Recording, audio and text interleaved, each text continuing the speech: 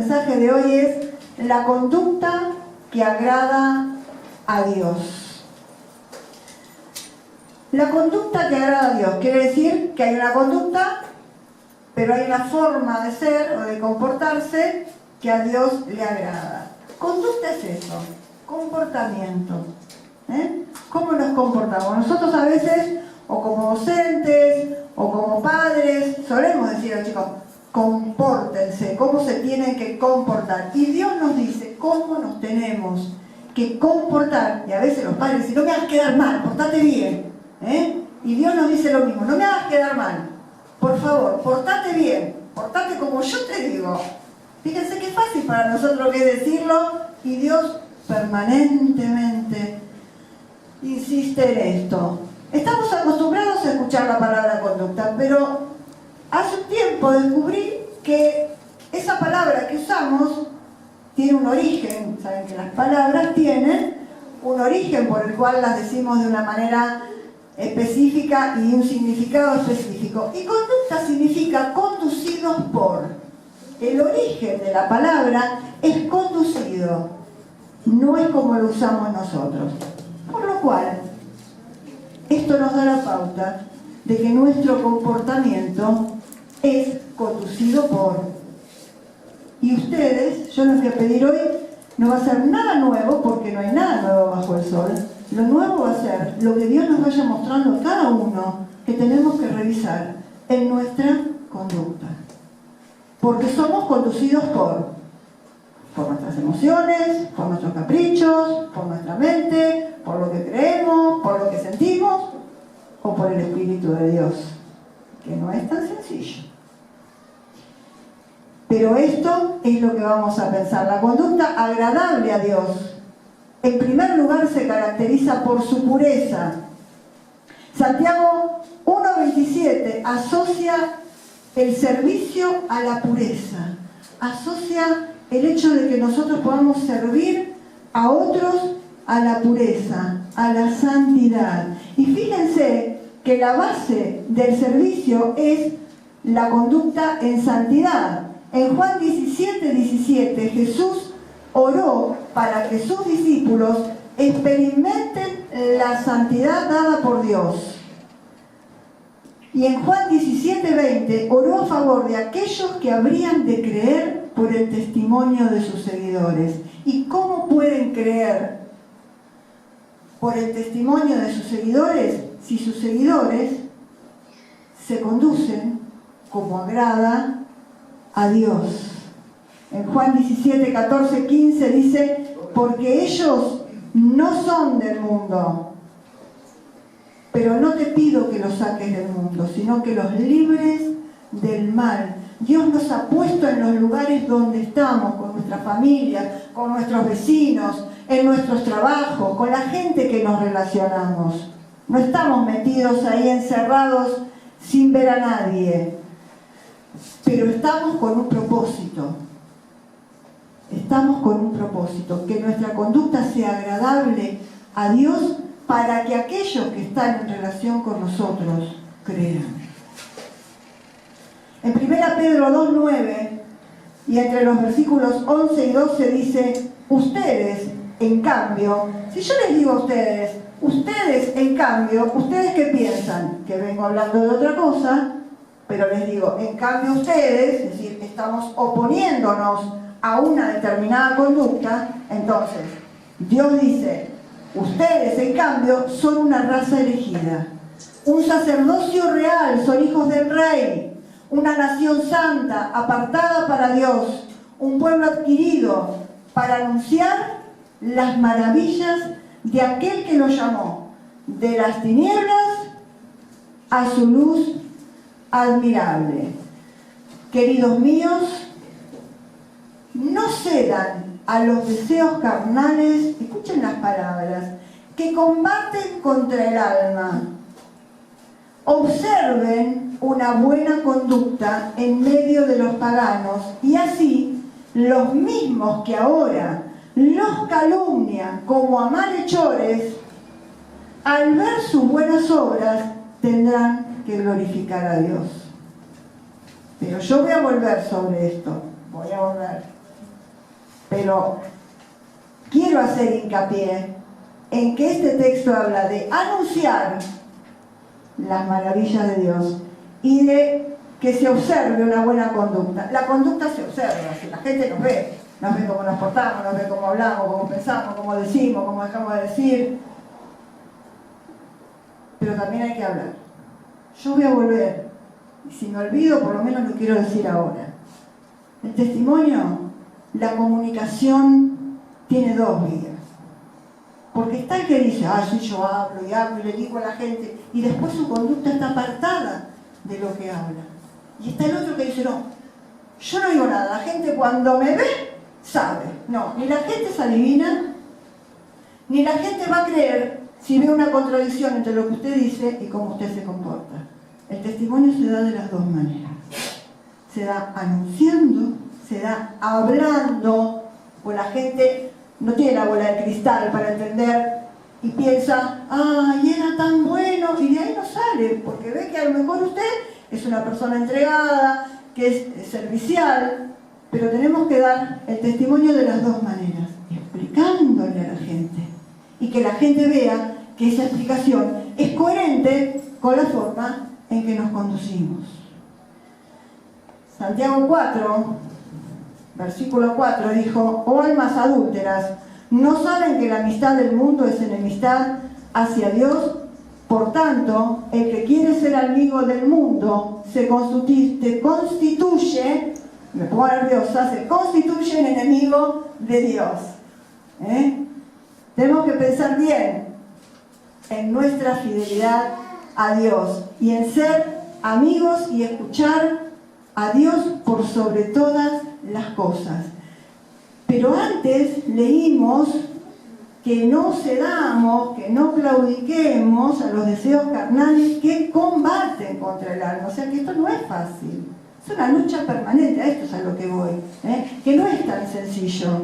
Tenemos que entender esto y tenemos que entender que en esta lucha y en este combate tenemos al mejor de nuestro lado y que por eso tenemos la victoria, pero no es algo mágico. Por favor, tenemos que sacar la magia de nuestras cabezas cuando pensamos en la vida cristiana.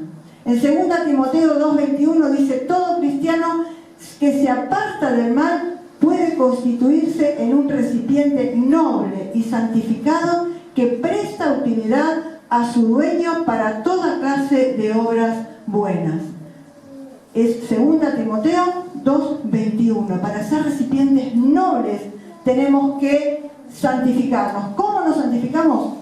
Volvemos al texto anterior. Con esos deseos carnales que combaten contra el alma, salir victoriosos y apartarnos de todas aquellas cosas que sabemos que a Dios no le agrada. La conducta agradable a Dios, en segundo lugar, se caracteriza por la misericordia.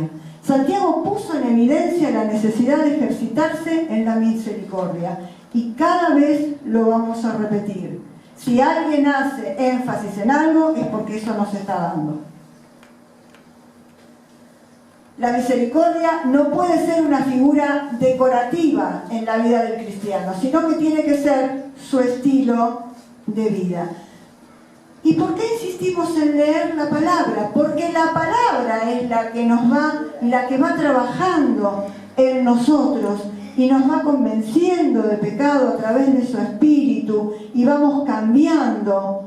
Y dice Juan 12:48 que el que me rechaza y no recibe mis palabras, ¿viste? Cuando vos estás enojado con alguien, te das vuelta, no querés escuchar, dice, ya tiene quien le juzgue. La palabra que yo he anunciado es la que lo juzgará en el último día. La palabra es rectora, es la que acomoda los pensamientos, las intenciones del corazón. Santiago probablemente hizo frente a relaciones rotas entre los mismos creyentes. Dejemos de idealizar, porque en la medida que tengamos pensamiento mágico y nos pasemos idealizando, no vamos a poder construir la vida cristiana que Dios quiere. Tenemos que ser conscientes de esto, ser realistas, ser valientes, Santiago denunció favoritismos, injusticias, murmuración, juzgarse unos a otros, soberbia, altivez, celos, envidia, codicia y enfrentamientos. ¡Oh!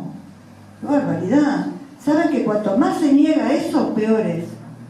La persona que más se cierra y que se cree que ya superó todo y que ya está prácticamente del otro lado, es la que más fácil va a caer. Como Pedro cuando dijo, no, Señor, conmigo, a mí no me digas nada, pues estos pobres, débiles, que quién sabe, que tropiezan con cualquier cosa, yo soy fuerte. Entendamos que la debilidad humana es mucha, pero que el poder de Dios supera todo eso, pero detectemos el mal y pongámoslo en las manos de Dios para que Él haga de nosotros realmente discípulos consagrados, apartados del mal, que puedan dar testimonio con la palabra y con su conducta a los que necesitan creer. Santiago 2:12 advirtió que las acciones y las palabras serán juzgadas a la luz de la ley de la libertad.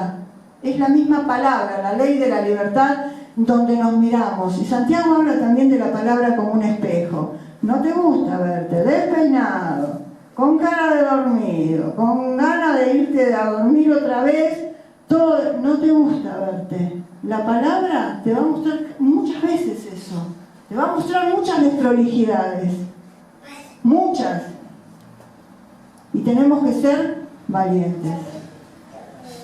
Atrevernos a que esa palabra nos mire, nos hable y humillarnos delante de Dios para que Dios obre. Efesios 4, 31-32 dice, eviten la amargura, los arrebatos, la ira, los gritos, los insultos y toda clase de maldad. ¿A quién está hablando? Dejo la pregunta y ustedes se la sabrán contestar. Por el contrario, sean mutuamente buenos y compasivos, perdonándose los unos a los otros, como Dios los ha perdonado en Cristo. Santiago planteó una forma de ser coherente con la fe en Dios. La tendencia en aquellos que se prestan a no obedecer algunos mandamientos es actuar con prejuicio. Hay gente que elige, a ver, este me es más fácil, no, este lo dejamos, no, este, ay Dios, vos sabés que yo soy débil en esto. Son todos. Uno solito y ya nada tiene sentido. Tengamos en cuenta que Dios requiere de nosotros obediencia. Y lo que más nos cuesta es lo que más bendice. Porque es lo que tenemos que trabajar y Dios lo usa para que muchas otras cosas cambien en nosotros. Santiago 2:4 dice, ¿no han hecho distinciones entre ustedes mismos y han venido a ser jueces con malos pensamientos? Santiago 4:11, el que habla mal de un hermano, juzga a su hermano, habla mal de la ley y juzga la ley. Pero si tú juzgas a la ley, no eres cumplidor, sino juez, y te estás colocando en el lugar de Dios. La conducta agradable a Dios. En tercer lugar, tenemos poco tiempo, se caracteriza por refrenar la lengua. Acuérdense que lo que hablamos tiene un laboratorio. ¿Cuál es el laboratorio de lo que hablamos? Nuestro corazón, nuestra dependencia o no con Dios, el dejar obrar el Espíritu de Dios, nuestra mente. Más de una vez dijiste, lo pienso pero no lo digo. Y Dios, para Dios, tiene el mismo valor que si lo hubieras dicho. Porque el laboratorio está ahí trabajando y maquinando. Hay un refrán popular que dice, el pez por la boca muere. Tenemos que cuidar las palabras. Santiago 3:9 denuncia la actitud contradictoria de los que bendecían a Dios y maldecían a los hermanos. Santiago 1:26 dice que se engaña a sí mismo el que no domina su propia lengua y que su fe es hueca y vacía. El ser humano es propenso a que sus hechos se contradigan con sus palabras. Esto tenemos que saberlo. Somos muy propensos, rápidos para hablar. No te gana nadie. Pero el tema es respaldar con los hechos lo que se dice. No solamente con los hechos lo que se dice, sino explicarle a la gente. Santiago entendió que el mal uso del hablar es un peligro para los cristianos, porque quien maldice con sus palabras se condena a sí mismo y va rumbo a la destrucción. Santiago 3, 9 al 12 dice: ¿acaso, hermanos míos, puede una higuera producir aceitunas o una vid higos? Tampoco la fuente de agua salada puede producir agua dulce. O es una cosa o es otra. Y el fruto, nos recuerda a las palabras de Jesús: por sus frutos los conoceréis. El fruto tiene que ver con la esencia del árbol. Hay un dicho que dice: no le pidas peras al horno. Es decir, vamos a esperar. Y cuando alguien te dice: vos que sos cristiano, hay que tener cuidado. Porque a lo mejor sí hubo algo en esa conducta o en esa palabra que no dejó a Dios bien parado. Mateo 12:34, Jesús, si había algo que no tenían, muchas veces era, tenía mucho amor y mucha misericordia, pero cuando tenía que decir las cosas, las decía de una manera que hasta a nosotros nos parece, raza de víboras, ¿cómo pueden ustedes decir cosas buenas siendo malos? Porque la boca habla de la abundancia de lo que hay en el corazón. Es lo que decíamos recién. Hipócritas, este pueblo me honra con los labios, pero su corazón está lejos de mí. Porque el problema no es solamente la contradicción entre lo que se habla y lo que se hace. Es que esa persona con Dios está haciendo lo mismo. Alaba, es decir, a Dios le dice una cosa, pero hace otra. No respalda una cosa con la otra.